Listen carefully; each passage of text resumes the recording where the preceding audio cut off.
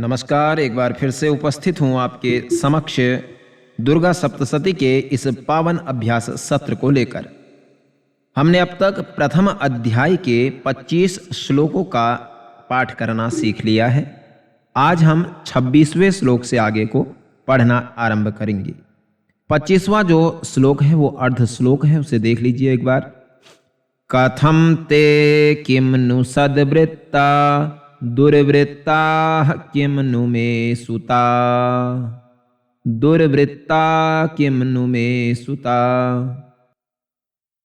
उसके बाद देखिए 26वां, राजोवाच राजोवाच यैर्निरस्तो भवान् लुब्धहि, यैर्निरस्तो भवान् लुब्धहि पुत्रदारादिभिर्धनहि, पुत्रदारादिभिर्धनहि। एक बार पूरा लयबद्ध करेंगे, ये भी अर्ध श्लोक है। यैर्निरस्तो भवान् लुब्धहि पुत्रदारादिभिर्धनहि। इस तरह से आप पढ़ेंगे। अगले श्लोक को देखेंगे, देखिए। तेषु किम भवतः स्नेहा, तेषु किम भवतः स्नेहा मनुबध्नाति मानसम, मनुबध्नाति मानसम। यदि इसे थोड़ा सा संधि विच्छेद करेंगे तो यहां पर संधि विच्छेद बनेगा। स्नेहम धन अनुबध्नाति, स्नेहम धन अनुबध्नाति मिलकर हो जाएगा स्नेहम अनुबध्नाति। इसे पूरा लयबद्ध कर लेते हैं। तेषु किम भवतः स्नेह मनुबध्नाति मानसम। वैश्य उवाच एवमेतद् यथा प्राह, एवमेतद्यथा प्राह, एवमेतद्यथा प्राह, एवं एतद् यथा प्राह मिलकर हो गया एवमेतद्यथा प्राह। भवानस्मद्गतं वचः, भवानस्मद्गतं वचः। पूरा देख लेते हैं इसे लयबद्ध करके, सब अर्ध श्लोक ही चल रहे हैं। एवमेतद्यथा प्राह भवानस्मद्गतं वचः। अगले श्लोक को देखिए, ये पूरा श्लोक है। किम करोमि न बध्नाति, किम करोमि न बध्नाति मम निष्ठुरतां मनः, मम निष्ठुरतां मनः। यहि संत्यज्य पितृस्नेहं, यहि संत्यज्य पितृस्नेहं धनलुब्धैर्निराकृतः, धनलुब्धैर्निराकृतः। पूरा देख लेंगे इसे एक बार। किम करोमि न बध्नाति मम निष्ठुरतां मनः, यहि संत्यज्य पितृस्नेहं धनलुब्धैर्निराकृतः। इस तरह से आप इसे पढ़ेंगे। अगले श्लोक को देख लेंगे। पतिस्वजन हार्दं च, पतिस्वजन हार्दं च हार्दिते स्वेव मे मनः, हार्दिते स्वेव मे मनः। किमेतन्नाभिजानामि, किमेतन्नाभिजानामि जानन्नपि महामते, जानन्नपि महामते। पूरा देखेंगे इसे एक बार। पतिस्वजन हार्दं च हार्दिते स्वेव मे मनः। किमेतन्नाभिजानामि जानन्नपि महामते। इस तरह से आप इसे पढ़ेंगे। अगले श्लोक को देखेंगे, देखिए। यत् प्रेम प्रवणं चित्तं, यत् प्रेम प्रवणं चित्तं विगुणेष्वपि बन्धुषु, विगुणेष्वपि बन्धुषु तेषां कृते मे निःश्वासो, तेषां कृते मे निःश्वासो दौर्मनश्यं च जायते, दौर्मनश्यं च जायते। पूरा लयबद्ध कर लेंगे। यत् प्रेम प्रवणं चित्तं विगुणेष्वपि बन्धुषु तेषां कृते मे निःश्वासो दौर्मनश्यं च जायते। इस तरह से आप इसे पढ़ेंगे। अगला फिर अर्ध श्लोक है। करोमि किम यन्न मनस, करोमि किम यन्न मनस, ते स्वप्रीतिषु निष्ठुरम, ते स्वप्रीतिषु निष्ठुरम। पूरा लयबद्ध से करेंगे। करोमि किम यन्न मनस, ते स्वप्रीतिषु निष्ठुरम। इस तरह से आप पढ़ेंगे। मार्कंडेय उवाच, मार्कंडेय उवाच। अगला श्लोक देखिए। फिर अर्ध श्लोक है। ततस्तौ सहितौ विप्र, ततस्तौ सहितौ विप्र, तम मुनिम समुपस्थितौ, तम मुनिम समुपस्थितौ। लयबद्ध करेंगे। ततस्तौ सहितौ विप्र, तम मुनिम समुपस्थितौ। इस तरह से आप इसे पढ़ेंगे। अगले श्लोक को देखिए। समाधिर्नाम वैश्योऽसौ, समाधिर्नाम वैश्योऽसौ, स च पार्थिव सत्तमः, स च पार्थिव सत्तमः, कृत्वा तुतौ यथा न्यायं, कृत्वा तुतौ यथा न्यायं, यथार्हं तेन संविदं, यथार्हं तेन संविदं। इस तरह से बोलेंगे आप।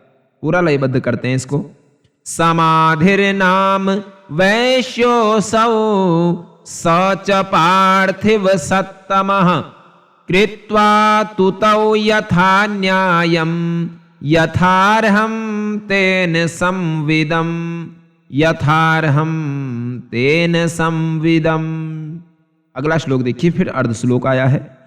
उपविष्टौ कथाः काश्चित्, उपविष्टौ कथाः काश्चित्, चक्रतुर्वैश्यपार्थिवौ, चक्रतुर्वैश्यपार्थिवौ। इस तरह से आप इसे बोलेंगे। यहां पर काश्चित आ जाएगा। काश्चित, ये जो त है आधा, इसके जगह पर च आदेश हो जाएगा व्याकरण के अनुसार। तो ये दो जो ये काश्चित, ये दो च जो हैं, एक त है दूसरा च है। तो इस तरह से आप इसे बोलेंगे। उपविष्टौ कथाः काश्चित्, चक्रतुर्वैश्यपार्थिवौ, राजोवाच, राजोवाच, भगवस्त्वामहं प्रष्टु, भगवस्त्वामहं प्रष्टु। यहां पर प्रष्टुम भी बोल सकते हो। यदि पृष्टुम बोलोगे, प्रष्टुम बोलेंगे, तो यहां पर इच्छाम्येकम हो जाएगा। इच्छामि एकम, इच्छाम्येकम। और यदि प्रष्टु बोलेंगे तो फिर मिच्छाम्येकम होगा। तो आपको यह भी ध्यान रखना होगा। भगवस्त्वामहं प्रष्टु, मिच्छाम्येकं वदस्व तत्, मिच्छाम्येकं वदस्व तत्। अगला श्लोक देखिए।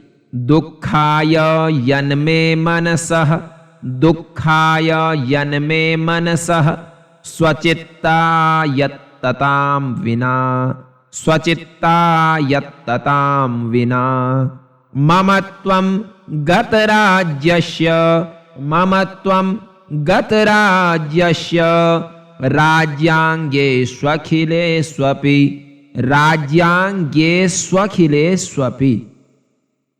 राज्य अंगेषु अखिलेषु अपि मिलकर हो गया राज्यांगेष्वखिलेष्वपि। इस तरह से आप इसे पढ़ेंगे। देखिए।